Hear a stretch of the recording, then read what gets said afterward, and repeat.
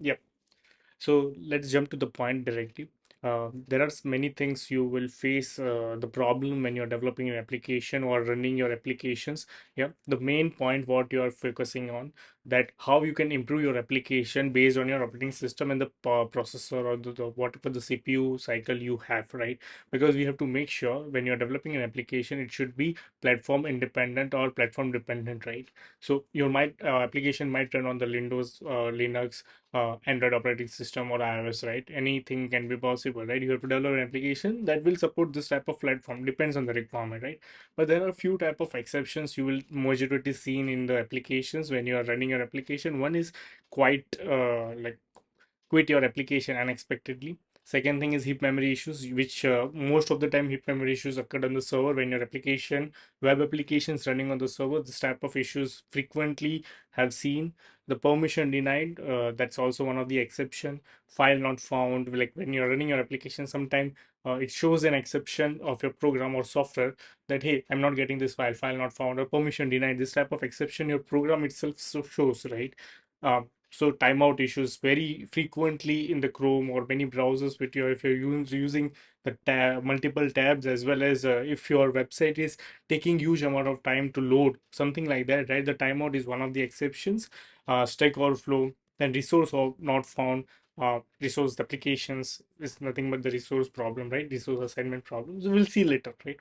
Out of memory. So this type of exceptions are frequently we have seen in the programs or the application which we have which we want to develop. Okay, so first of all we need to understand, right, why this type of problems is occurring in the operating system, right? Why we have faced, as a developer we are facing this type of issues. Like we don't want that users should face this type of issues later on in the system, but there are something which is very informative and very understandable right now, that your program is the applications layer, right? So there are 7 layers in the CPU or the operating system. Your program comes from the top.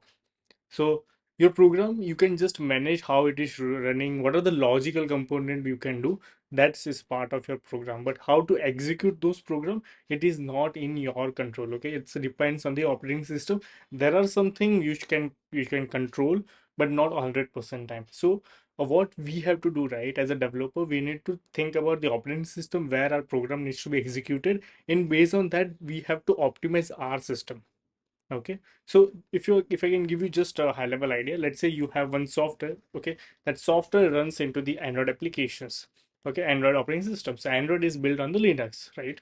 So what it will do, right? It will say the program has multiple logical information that hey, when I click on the application, it should open this page, and when you're clicking or when this page is opening, I need to render this many components into the applications, and this is the layout. So all the things, right, it's this information goes to the operating system. Now operating system, that information sends to the processor or the CPU based on the coding, right? Encoding, like the whatever, let's say you are writing the program in Java, the operating system not under the processor not under able to understand the Java program, right? They only communicate it into the binary. So that first it will convert into the binary, they send the information to the CPU, then they will do some of the operations and get back to the result. Now, the problem comes when your operating system sending the information to the CPU. CPU is not just doing your task, right? CPU has to do so many tasks parallelly. Because let's say, take an example.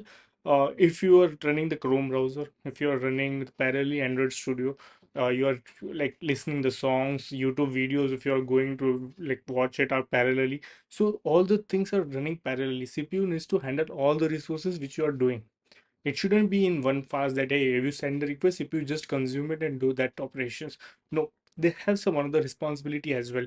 If you are not doing anything, still some of the background task is running into the CPU to give proper user interface, to give the proper performance, proper interaction between you and the operating system. So CPU by default do some of the task. So our main focus is how you can optimize the things based on the CPU or based on the operating system. So the operating system pass the information such a way that CPU can understand easily and perform the operation better. So for understanding those things, right, there are multiple operating system level concept. You should go through it. So most of the time, right, when you're going with the courses or everything, they are not taught this type of concept, that how the operating system helps you to improve your programming skill, or how the operating system is works, because they just focus on the programming language, and here we are not focusing on the programming language. We are working on the core part of the system. Yeah. So let's go into the depth now. So there are some terminology which is very important when you're talking about the operating system and all. Okay. So that we need to understand. So first terminology, as you can see, the program is one of the things which you need to be worried about. The programs is nothing but the set of instructions. Okay. So when you write, let's say you're writing some JavaScript. Okay. So JavaScript has some set of information, right? Let's say you define the variable var, let, constant, you define the variable, you initialize it. I mean, definition is nothing but the initialization. Then you define some methods that has a logical information. You're calling the method and that executing it the same way Java goes in. So in Java, you have a main class and everything, right? That whole set of program, a whole set of instruct program is converted into the instruction. So program is nothing but that, okay? Which we are sending to the operating system. Now operating system do whatever they want to do, okay? Now the processes, right? Process is nothing but the simple, that's a sub part of your program. So let's assume you're calling one function called sum. Okay, now your whole program has multiple functions, right? But at a time, if you are aware about it, some of the programming language follow the top down approach, some of the programming language follow the bottom up approach. Yeah, okay, but at a time they can only execute one thing. Okay, if they are doing some of the operation asynchronously, they have specific type of mechanism, some asynchronous queues they are maintaining or stacks they are maintaining. Based on that, they will retrieve the information and do the execution. So the process is like sub program subdivide into the processes, and later on, so let's assume, take an example. You have a sum method, you have the multiplication method in your program, but at a time, if I want to divide the program into some of the processes, sum is one of the process, uh, and multiplication is another process. So this way, the process has been divided, and how this process has been communicated, because that's also very important, right? Might be possible that your sum function call itself the division function or the multiplication function, which is part of another component, right? Another processes. They need to communicate with each other. So how they will communicate with each other? So there are called ICB, internal process communication methods, or we can say one of the tools which can be utilized to do this type of operations. Okay. So I hope you understood the process. We are just going with the high level details, and later on we will go in the depth how these things are working. Now third part is very important, called threads. So we know, right, in most of the presentation, when if you are going through any of the Apple event or some of the Snapdragon event, right, they most focus on the, hey, I have this many transistor, I have millions of transistor in one slot, so many threads can be run parallelly. So threads, it plays very important role when goes to this type of information, right? Threads is very important. So process, when you're trying to execute the process can be subdivided into the number of threads, how many threads you want to use it for the processor. So you can customize it, okay, based on your programming, like based on your application. You can call this type some of the methods where you can get the number of threads are available, and you can utilize those threads mechanism. So this is very important thing when it comes to the optimization. So yeah, we will see how in the detail that how you can utilize the threads later on in this video. But yep, so let me talk some of the information regarding the what is a multiprocesses, how multi-threading and multi-programming and multitasking has been work. But before that, we have to understand that each and everything has some of the life cycle. So when you hit the program, when you run the program, they need to go with some parallel life cycle, right? Until they are going in the detail, you cannot expect some of the result, right? So everything has some life cycle. So if you notice over here, right, so there is, like, say, when you're programming the new programming start executing, so the process comes to new, then it goes to the ready state. Now when it is goes to the ready state, right, it's schedule or dispatch, I mean, this is an event. Based on the event, it goes to the run, and that run method will start executing your program. First, when I'm saying ready, right, it will first see that, hey, is there any thing in things are pending, like input output information or something like that is pending. If nothing has been pending, then yeah, go and run it out. Or something resources, let's assume for running these applications, right, you need to be you need required some of the memory, some of the data needs to be filled. So in that case, right, how it goes into suspended until it goes to the ready. So until it has the resources, it goes to the suspended state. Okay, so that's very important thing which you should be aware about. Okay, now let's talk about ready. After ready, it goes to the run state. And let's say, take an example, when you're going into the run state, might be possible you're facing some issues. Let's not issues, but let's say you're waiting some input from the users. Let's say you have just asked in the program, hey, enter the two number. Okay, now this process, when you say enter the two number, it goes to the ready to run state. But run, it requires some interaction from you. Okay, it's not always from you. Might be possible this interaction required from the database. Like, so you're waiting from hard disk to give some information, you're waiting for RAM to give some information, you're waiting for user to give some information. So this type of information called input output information, IO operations.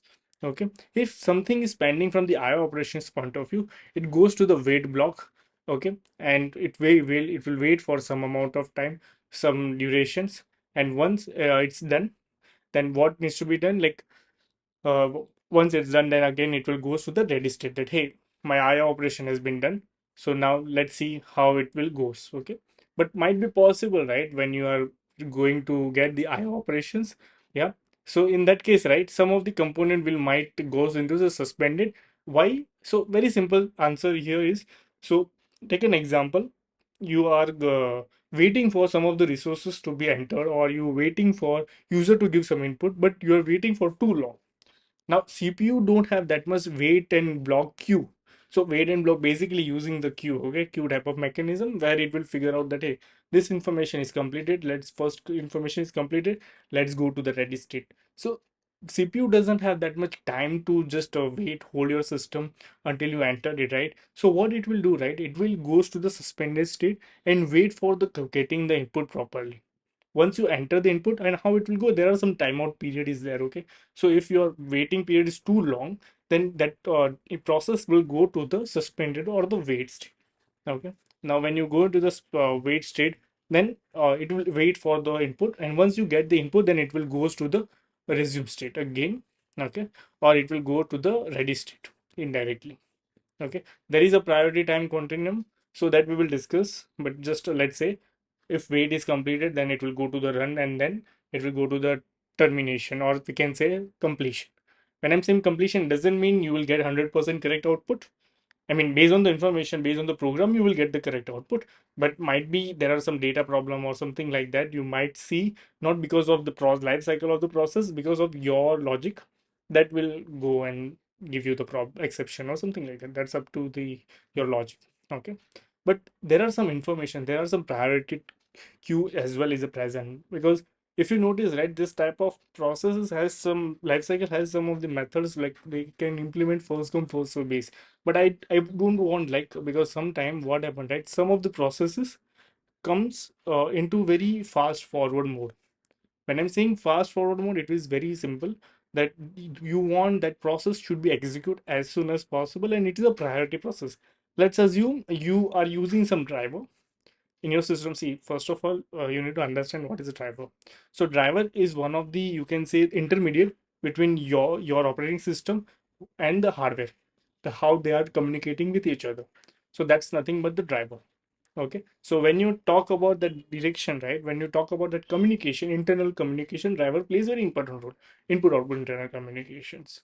So this type of is a priority process. Okay, you want this thing to be executed as soon as possible. So then they follow some different approach, right? They will go into the run state, and if something is waiting, it will go to the priority queue again, and it asks you to schedule things faster. It will not, like, let's say it going, I have request in wait stage, it will again go to the priority queue, because it will not go to the suspended, because the priority thing. So this how the all the processes will works. Okay, the life cycle of the processes works. And we know, right, our operating system supports multi-threading, multi-processing, multiple things operating system is supporting right now. Okay, but yeah, that's very important thing to understand how the process works. If you have any question, you can write into the comment. We'll discuss over there as well. Okay. Now, there is one thing I have mentioned, right? Schedule and dispatch over here. So when something like, uh, go in the run and something is missing, it goes to the ready state. And now run, it's not something that every time it is available for you, right? You go and just use it out, no, right? So CPU will just schedule those things. Okay, schedule those things as in that, hey, there are 10 processes into the run, goes to the suspended state or wait state. Okay, now that 10 process comes to is ready now. Every input output has been given and now it's in the ready. But now how to execute? Because there are many things is already doing processing, right? How you can do that type of operation? Which one needs to be picked first? Priority is a different topic, but let's say normal process comes into the ready state, how you will go and process those information. So there are multiple things. Okay, multiple type of scheduling is there. One is a FIFO, the first in first out basis. So in FIFO, right, most of the time starvation problem we have seen, first in first out, as in very simple, that whoever process comes first, from the like wait or block or from the suspended, they will execute first. But here might be possible, right? The priority goes down. Okay. And let's say your first process is taking 10 minutes. I mean, just taking an example. Okay. There is no process will take more than milliseconds in the operating system. But let's say some of the process takes 10 minutes. Then later on, there is only 1 milliseconds task is pending. Then that's not the right thing, right? You are waiting for 10 minutes for completing 1 milliseconds of task. So FIFO facing most of the time starvations issue. But yeah, this is also one of the scheduling method, and I think this FIFO techniques you will already learn into the queue and the data structure. Yeah, but if you are not aware about it, don't worry, we will write the code in detail into the data structure part and see how it goes. Okay, then second part is SGN. This SGN is very simple, right? Shortest job first. It means whatever the job has, let's say every job, right, has the ETA, that based on this ETA that will be going to be executed. Okay. So what happened, right? In that case, how it will work, that hey, this job has only 2 milliseconds of ETA. It will should be completed within 2 milliseconds. Then you will sort in ascending order, and whatever the shortest job you will find out, that will goes to the run state from the ready. So this way it will work. And now the third thing is, so in second job also starvation is a problem. Why? It's very simple. Let's say there is one big chunk of task is pending processes pending for the completion, and it is very long. Okay, so in that case, every time it goes to the pending stage, it will go to the, because it's a higher ETA, right? If it is a higher ETA, shorter ETA just came in just doing the processing, and higher ETA will keep as it is into the stack. So for shortest job first, we use a type of, I mean, you can say we can use some of the descending order. Okay, anything map, tree map and all, right? Or we can use our normal array in the data structures to just replicate those things, but not in detail in the operating system. For that, you have to develop an operating system for that. Yeah. Now, so both has the issues, right? Starvations issues, because one, keep wait. Starvation is nothing but the keep waiting. One processing thing, you are keep waiting. That's the starvation. In both the cases, either you are in the short term ETA, you are facing an issue in FIFO, or if it is a big in shortest job, big ETA is problematic. Yeah. Now for solution of that, right, there is a round robin. Now round robin is very simple. Okay, very simple to be understand. So what it will do, right? Let's say you have a 10 processes. Let's say you have a 10 processes, so it will do that each and every process the CPU will give some time. Hey, for 10 seconds you can go to execution. Then once the 10 seconds complete, then the process again goes to the wait block, and next process will going to start again. So it will give each and every process some amount of time to be executed into the operating system. So that's a round robin fashion. So how it will work, right? If you notice right here, the each and every processes which is there into the queue or the ready state, they will give some get some time to be executed into the CPU processes. So that's how you can reduce the starvation. Okay, but here there is another issue, is that hey, you will wait, like waiting time is also increase in the of the priority. Okay, let's say if you're going the round robin fashion, but there are some tasks in the priority queue as well which we mentioned, right? Then the waiting time is more. Yeah, so that's also one of the problem, and one important problem is regarding the resource unavailability that we will see in the later on this video as well. It's a very big problem. Okay, by the way, and yeah. But now, like in the operating system, they mainly use the multi queue methods, the hybrid method. Basically, they will combine two or three strategy. Let's say the priority for priority scheduling is basically very simple. Low priority process will stay in the pending state, and higher priority process will work. But multi-queue scheduling as a combination of all the four, so any of the things can be used. Okay, multiple kind. Okay, first we'll focus on FIFO. Let's say if non priority is occurring, then we will go and use a round robin. There is round robin queue, there is a priority scheduling queue. This two queue will be made, just giving the example. And each and every one, if it is not a priority queue, then it will execute into the round robin fashion. If it is a priority, then it will goes to the priority queue. And each and every time processor like pick the priority exists, then pick it up. If not exists, then execute based on the round robin queue. So this way, the hybrid solution makes sense over here. Otherwise, many of the time you will face this type of issues. So operating system face this type of issues basically.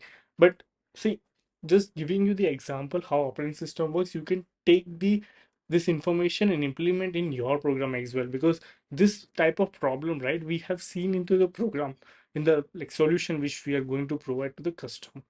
Yeah, so we can utilize this type of concept into the actual program. Yeah. Now, see, in the operating system, process is one of the important thing, but resource is also one of the critical thing. When I'm saying resource, right? So, see, it's very simple that we have one CPU, one processor, okay, and every process has some dedicated resources. Take an example. You have a printer, okay. So printer is only one, right? If you're giving command from 10 places or 10 operating system or in the 10 applications in the same operating system is sending the information to printer, then you operating system needs to figure out, right, which one I give the print first. So printer is only one resources, so we can allocate those resources in the operating system. Is it clear now? So operating system plays very important role when it comes to the resource management system. So there is a critical section problem. Okay, when I'm talking about the resources, right? uh, so take the logical information now. You have a bank account. In the bank account you have the money called let's say 10,000 USD. You have a 10,000 USD dollar in your bank account. Now what happened, right? There is two transactions instructions comes the same time, same way, and they need to perform the right operation into the bank account. Now if you do those activity and enter into the critical section, because when you're trying to update that resource value, then it's a critical part, right? And when you're doing those critical stuff, then might be possible that inconsistency between data will be occurred. Let me give you the example for better understanding. You have 10,000 USD dollar in your account. One processor picks that value and do the withdrawal from your account. Second thing also pick that value and doing 10,000 from the withdrawal of your account. If you notice, both have 10,000 USD dollar for the withdrawal. But let's say if first process withdraw $100 and second thing with withdraw $200. So total how many dollars needs to be withdraw? $300, right? So after all, your score should be 7,000, like $9,300, right?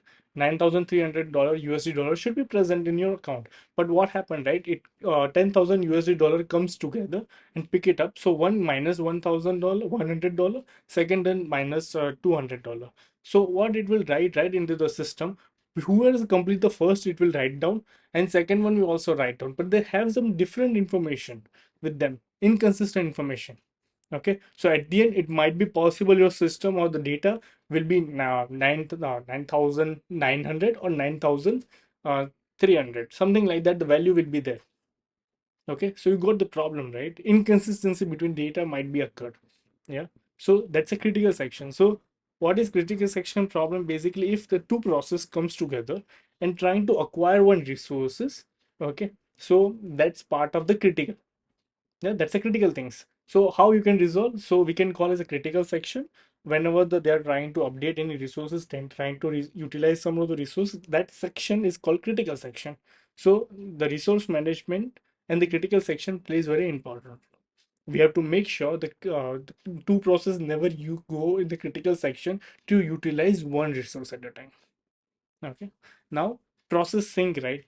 Now process, yeah, so that's what the main thing, right? You need to sync the processes throughout the system that, hey, let's say if I'm going into the critical section, my another whatever the process is waiting, I will notify them, hey, I'm going to use these resources and I'm going into the critical section. I will not give you the access to these resources anymore. So operating system will restrict those resources. So this means, it means that you are doing the synchronization of each and everything. Okay, synchronization. So that's what the things. And uh, like there are multiple requirement to make system efficiently work, which one called the mutual exclusion. Mutual exclusion is very simple. Say at the time one process only can execute, but if you are going to execute only one process, that's a problem, right? We are talking about multi-processes, multi-threading. Then how your system will do this type of task? Again, a problem. Yeah. Now, second point is progress. So you have to make sure that your applications or the process, let's say I'm utilizing one resources, we need to make sure that resources should be executing. Okay, it shouldn't be in the dead state. It means, let's say I'm utilizing one resources. Okay, and my process should be run after I need to release the resources again. I am not keep the resources acquire all the time. Okay, might be deadlock situation. Deadlock is one of the loop. Okay, one type of infinite loop which can be occurred. How it will occur, we'll see in the this section itself. But yeah, so that's what the progress. Okay, you need to make the continuous progress. Shouldn't be like you are waiting and you're completing, you're not releasing your resources. Shouldn't work. Okay. Bounded waiting time, yeah, it's very important. So as I mentioned, you have to progress, you have to complete your task. Okay, bounded waiting time is basically your process has some limited waiting time. Okay, within 2 milliseconds you have to complete the process. 2 milliseconds is very big for the processes, but just giving you the example, I'm giving that. uh, the bounded is like every time you are giving some limited time to the process to be executed. Okay, that's a bounded waiting. Now processing mechanism. Okay, so now for achieving those things, right, how you can achieve the processing, which we can call mutual exclusion. At a time one process should go. Progress should be go. Bounded waiting time, every process should have some dedicated waiting time.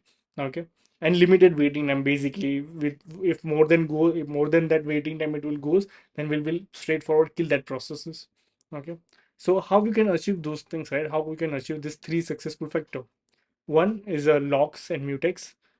Both are similar works. You are acquiring some lock in the sense, hey, what you will do, there is some resources execute. Printer is there, let's assume. So once I'm started using the printer, I'm sending the instruction to the printer. What I will do, printer, whatever the resource we have, I'll acquire the lock. Let's say I'm doing the lock that no one else trying to register himself and use this printer because I am using it. So that's type of lock. Semaphores is like there are multiple things in semaphores. It's also type of logs, but in a different manner. There are specific different type of lock mechanism is present. So semaphores we will see in the later, but it's very logical information, and this can be utilized into the data structure as well. Read write blocks, very famous, the name itself suggests. So there are two type of things. Okay, so take an example. If let's say one data is there, which is like you have bank account, as we gave an example, 10,000 USD dollar, as I mentioned earlier. If many one are trying to just read that data, do you think there is a problem of inconsistency? No, right? Because they're just reading the data. They're not doing any operations towards the data. They're not updating the data. They're just reading the resources.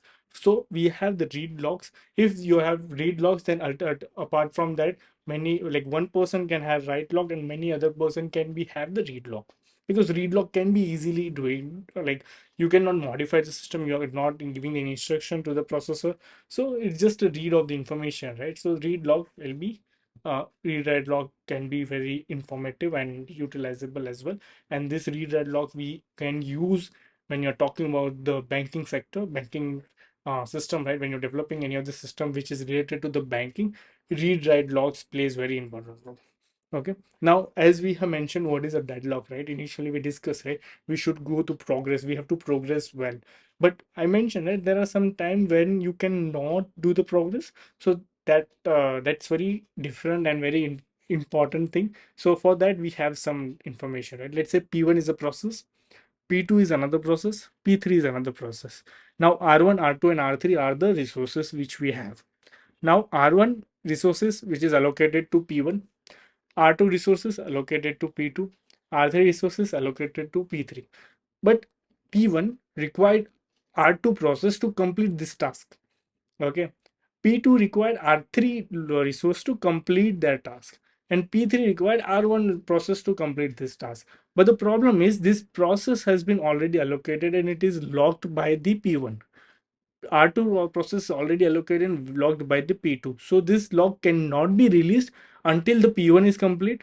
This R2 lock cannot be released until the P2 is complete. And this lock cannot be released until the P3 is complete. So what happened, right?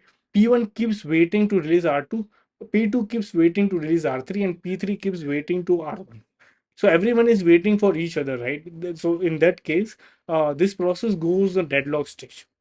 Now no one can do this thing, right? I mean, no one can able to finish their task. So that's very important thing to be understand. So this is very problematic scenario. So this can be done, deadlock can be done into the multiple ways. So take an example. I'm just giving you the programmatically information how the deadlock can be occurred. So this is a resource level deadlock, but there is another way we can call the infinite loop, right? So your program goes to the infinite loop. Let's say one method you are calling, and in that method you are calling the same method again without any base that condition. Okay, break condition. There is no break condition is there. Okay, your same function you are calling again without any break condition. What happened, right? It's keep continuous calling your function and it will never stop. And now what the operating system will do, if you're doing to so many times, operating system still goes in the lagging state and it will terminate those things manually. Yeah, so this type of things will be occur. It might be on the server because see, many persons are might be confused that hey, if why I will learn this concept. It's only the next. I mean, when operating system level, right? But just to give you more information, when you host your applications into the server also using the operating system only. Okay, server side operating system. Basically, we call it a server side operating system where there is no UI will be there. UI UX will be there. Okay.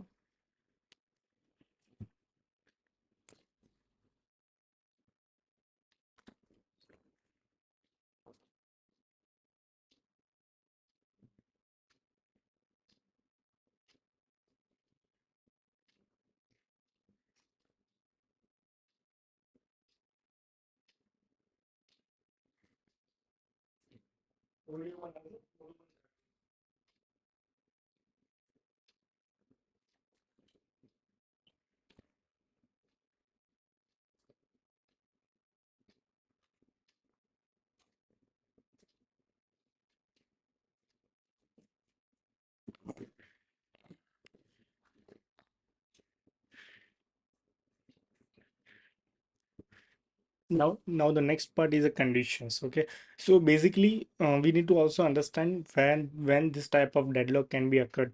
So mutual exclusion, hold and wait, no preemption, and circular wait. So this is the high level things which will be there. Will not go into the detail because it's self explanatory, but if you have some doubts regarding this topic, just give me on the comments. I will try to explain in the separate video as well in the detail. Okay, now see, we understand the deadlock is a problematic scenario for all the use case, right? Even the transaction system which we are going to develop, or the deadlock situation or transaction system like banking sector information you are going to develop. So deadlock is a problematic scenario. So, but how to prevent it? Okay, so there is a multiple how to handle it. So there are multiple techniques we have. So one is a prevention technique. Preemption technique is a problem is like uh, it's trying to make sure that system never goes into the deadlock stage. So it is type of pre-filter, okay, predetermined, pre-check type of thing. Okay, so this pre-check type of thing is mainly used in real-time OS. Why I'm saying, right? Because normal, if you're going to do this type of check, right, then it's a more time consuming and more resource consuming as well. In operating system what we are using right now, we don't the CPU will not going to utilize those many time to just check this type of things, right? Preemption things, right? So for that, right, what it will do, it will like go and straightforward execute. If something goes wrong, it will just kill the application. That's how currently Windows operating system is also doing, right? If your application goes into the deadlock stage, it will straightforward ask you to kill that applications, right? So most of the time, prevention is not works in the normal operating system which we are using, but the real-time operating system will definitely use. When I'm saying real-time operating system, just giving you the idea. It's like when, let's say, some ISRO or some NASA is launching one of the rockets, right? So the data is goes into the real time state, right? The operating system they are using in real time, they cannot afford to go into the deadlock stage, and they will not able to close those applications, right? You're getting my point, because that's a huge amount of thing. They cannot control those things, right? So you cannot kill any of the applications. It should be preemption. So this type of real-time operating system is use the prevention of the technique. Deadlock avoidance is like simple. That if something goes wrong into the program, and if this type of situation is trying to occur, so what you will do, you will straightforward identify those things and kill it. Okay, this is avoidance. Detection, it's also similar type of thing. Okay, so it trying to detect whether two resources can be acquired or not. Recovery, it's very important thing. Recovery currently in most of the things, right? Trying to like wait or trying to kill off the any of the process. So let me give you the idea how the recovery will work on the deadlock. So it's very simple, right? Let's assume you have this process going in this direction. There is another process needs to go in this direction, and another process needs to go in this direction. I'm just giving you the traffic signal type of example. Okay, so sorry. Okay, so let's assume in this direction it will go. So here is a deadlock. Okay. uh So here it will be deadlock situation might occur into the system. So how it will close? If you cancel this, if you go, this will wipe it out. So what are the things is remaining? One, two, and three. Okay, so you will this will pass, this will pass, and this will be also passed. Okay.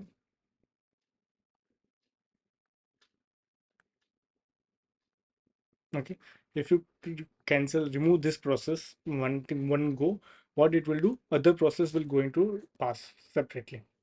Okay, so this how the recovery can be worked. You will just kill one process, so other process go and work as it is. Okay, manually you will going to kill, I mean the operating system itself determine and kill that processes. And next part is a deadlock ignorance. When I'm saying the deadlock ignorance, it it's how Windows works. It will just straightforward ask you, hey, there is some technical glitch, just kill this process. Okay, so these are all the things regarding the processes. The later video we will going to see how the RAM is working. We are also going to tackle the virtual RAM. For those, please subscribe this video. Next video will be coming in the next week. So yeah, thank you so much for your time.